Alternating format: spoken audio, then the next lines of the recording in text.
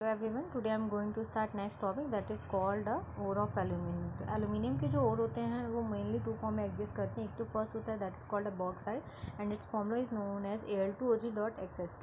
Second is kaolinite, that's chemical formula is Al2OH का whole 4.Si2O5. तो हमें इस चैप्टर में केवल बॉक्साइट ओर से प्योर एल्यूमिनियम ऑब्टेन कैसे करेंगे यही पढ़ना है. That is a very important topic. और जो बॉक्साइट होता है वो बॉक्साइट जो होता है एटमॉस्फेयर में टू फॉर्म में एग्जिस्ट करता है. First that is a red bauxite and second one is the white bauxite. Red bauxite में क्या होता है किस चीज़ की इम्प्योरिटी अवेलेबल होती है. तो रेड बॉक्साइट में आयरन की इम्प्योरिटीज़ अवेलेबल होती हैं. इस आयरन की इम्प्योरिटीज़ को रिमूव करने के लिए हम लीचिंग प्रोसेस का यूज़ करते हैं. अब ये जो लीचिंग प्रोसेस होता है ये टू फॉर्म में डिवाइड हो जाता है. दो प्रोसेस होता है जिसको हम अलग अलग प्रोसेस से प्योर एल्यूमिनियम को ऑब्टेन कर सकते हैं.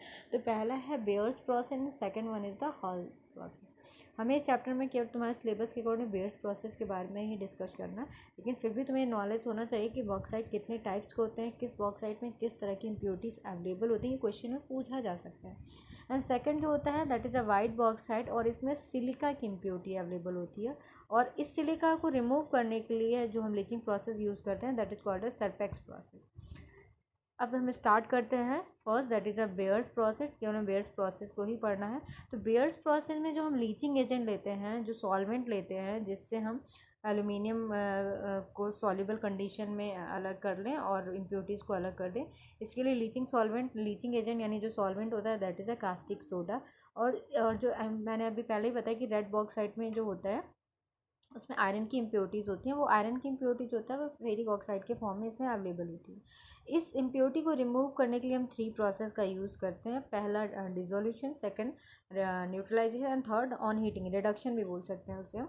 तो पहला हम देखते हैं कि what is the dissolution process. Dissolution में क्या करते हैं, जो एल्यूमिनियम का ओर होता है, जो बॉक्साइट जो हमें दे रखा हुआ है रेड बॉक्साइट, उसे हम एक टैंक में ले लेते हैं और उस टैंक में इस ओर को क्रश करके हम पाउडर फॉर्म में कन्वर्ट करके इस टैंक में डाल देते हैं. इस टैंक में डालने के बाद इस टैंक में हम क्या करते हैं, सोडियम हाइड्रोक्साइड डालते हैं. और सोडियम हाइड्रोक्साइड डालने के बाद इसे हम हीट करते हैं नियर अबाउट 473 टू 530 कैलोरी तक. जैसे ही इसमें सोडियम हाइड्रोक्साइड इस टैंक में और के साथ डालते हैं और हीट करते हैं तो जो सोडियम हाइड्रोक्साइड होता है वो एल्यूमिनियम हाइड्रेटेड एल्यूमिनियम ऑक्साइड के साथ रिएक्ट करता है और रिएक्ट करके एक सॉल्युबल कॉम्प्लेक्स बनाता है that is called a sodium tetrahydroxy aluminate. That form is NaAlOH का whole 4.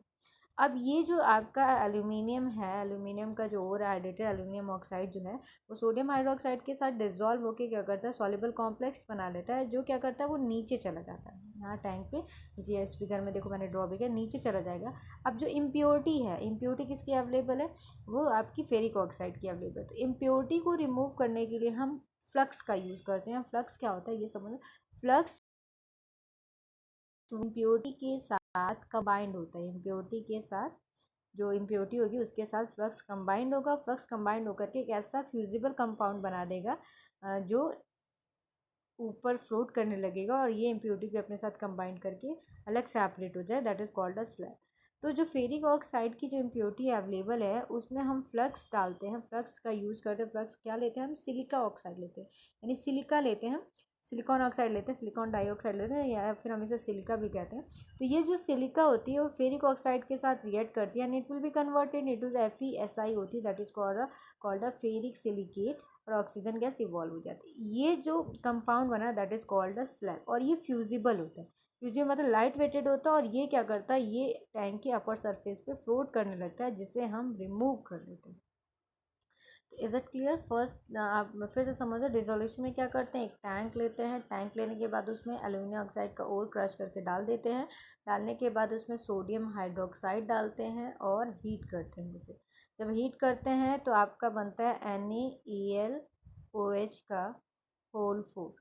That is a soluble complex. और ये टैंक में नीचे स्टोर्ड हो जाता है. इम्प्योरिटीज जो होती है इसी में मिक्स होती है. उस इम्प्योरिटी को रिमूव करने के लिए हम इसमें सिलिका यूज़ करते हैं SiO2. That is called a flux. यानी फ्लक्स वो कंपाउंड होते हैं जो इम्प्योरिटी के साथ कंबाइंड हो जाते हैं, कलेक्ट करके कंबाइंड हो जाते हैं. और ये जो फेरिक ऑक्साइड है सिलिका के साथ रिएक्ट करके फेरिक सिलिकेट बनाता है SiO3। और ये दैट इज इस कंपाउंड को हम बोलते हैं स्लैग। यानी फ्लक्स जब इम्प्योरिटी के साथ कंबाइंड हो जाता है, कंबाइंड होकर कंपाउंड नए कंपाउंड का फॉर्मेशन कर लेता है, that is called a slag, जो कि FiSiO3 बनता है। और ये फ्यूजिबल होता है, ये टैंक के ऊपर अपर सरफेस पे फ्लोट करने लगता है, जिसे हम रिमूव कर लेते हैं। इस तरह जो इम्प्योरिटीज़ उसमें फेरिक ऑक्साइड की अवेलेबल होती है उसे हम रिमूव कर देते हैं। अब फ्लक्स की अगर कोई डेफिनेशन पूछता है तो बता सकते हो कि फ्लक्स इज अ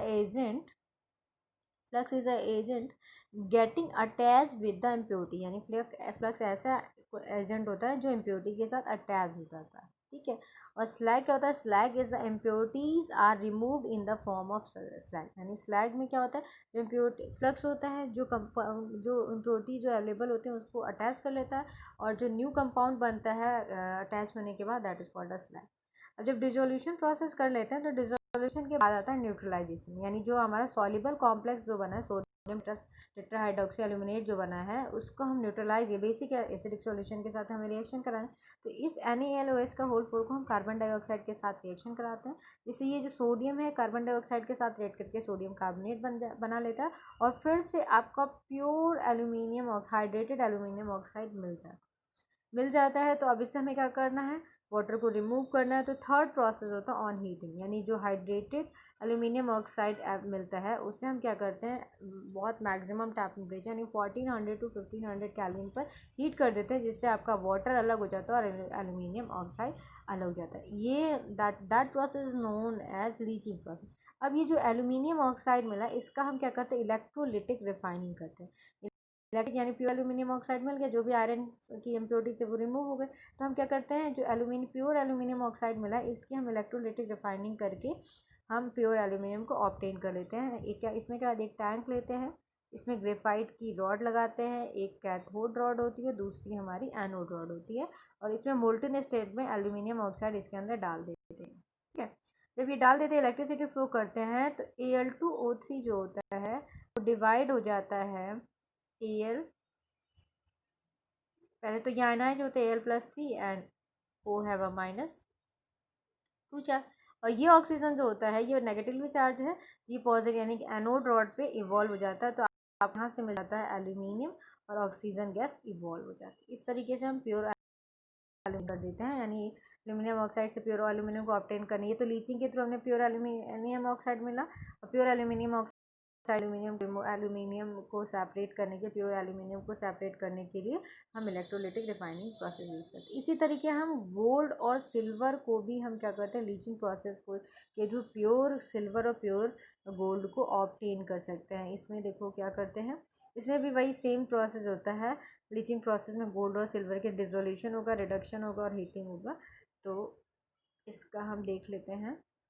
इसमें देखो गोल्ड में क्या हो रहा है, गोल्ड में हम क्या करें? लीचिंग प्रोसेस में यूज़ करें। अच्छा, इसमें एक चीज़ चेंज है, वहाँ पे हम एल्यूमिनियम ऑक्साइड के एल्यूमिनियम प्योर एल्यूमिनियम और हाइड्रेटेड एल्यूमिनियम ऑक्साइड से क्या कर रहे थे?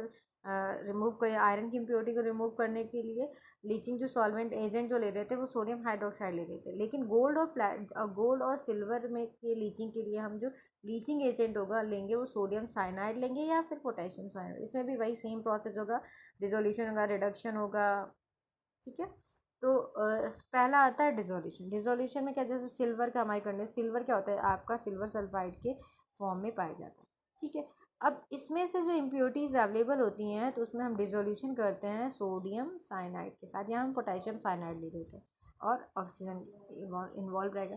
तो होता क्या है, ये रिएक्शन जब प्रोसीड होता है तो क्या करता है, ये जो CN है, NaCN है, CN जो है वो Ag के साथ चला जाता है, and it will be converted into the soluble complex that is a sodium azentocyanide complex। और ये जो सोडियम एजेंटोसाइनाइड है ये कॉम्प्लेक्स फॉर्म में मिल जाता है और नीचे सॉल्युबल हो जाता है। सॉल्युबल होने के बाद हमें क्या करना होता है? यहाँ से हमें सिल्वर जो इम्प्योरिटीज़ हो गई वो रिमूव हो गई, सोडियम सल्फाइड की जो सोडियम के साथ रेड के सल्फाइड अलग हो गई।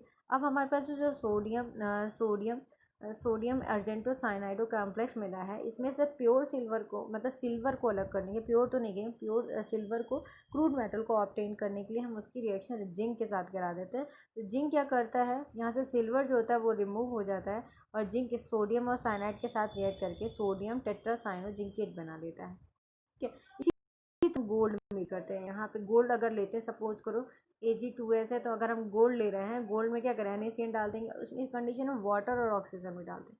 तो सेम प्रोसेस है, सोडियम जो होगा, गोल्ड जो होगा वो साइनाइड के साथ रिएक्शन AuCN का होल ट्वाइस बना देगा, Na बना देगा, और आपका सोडियम हाइड्रोक्साइड अलग हो जाएगा। फिर वही सेम रिडक्शन प्रोसेस यूज़ करें, जिंक का यूज़ करेंगे, जिंक लेंगे तो उसमें क्या होगा, एंड सोडियम जो होगा गोल्ड और ये जो आपका मिला हुआ है सॉल्युबल कॉम्प्लेक्स जिंक के साथ रिएक्ट करेगा, तो गोल्ड यहाँ से सेपरेट हो जाएगा और जिंक जो है सोडियम साइनाइड के साथ रिएक्ट करके सोडियम टेट्रासाइनोजिंकेट बना लेगा। इस तरीके से हम गोल्ड एंड सिल्वर को ऑब्टेन करेंगे। लेकिन जो गोल्ड और सिल्वर इस प्रोसेस ब्लीचिंग प्रोसेस के थ्रू मिलता है ना, उसमें लैड की कुछ इम्प्योरिटीज़ रह जाती हैं। इस लैड की इम्प्योरिटीज़ को रिमूव करने के लिए इलेक्ट्रोलिटिक रिडक्शन करते हैं।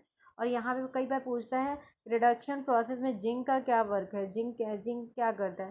तो जिंक जो होता है यहाँ पे रिड्यूसिंग एजेंट की तरफ वर्क करता है। जिंक जो होगा यहाँ पर रिड्यूसिंग एजेंट की, ठीक है। अब यहाँ से जो सिल्वर गोल्ड जो मिला है that is not a pure metal, ठीक है। या एल्यूमिनियम जो मिला है that is not a pure metal.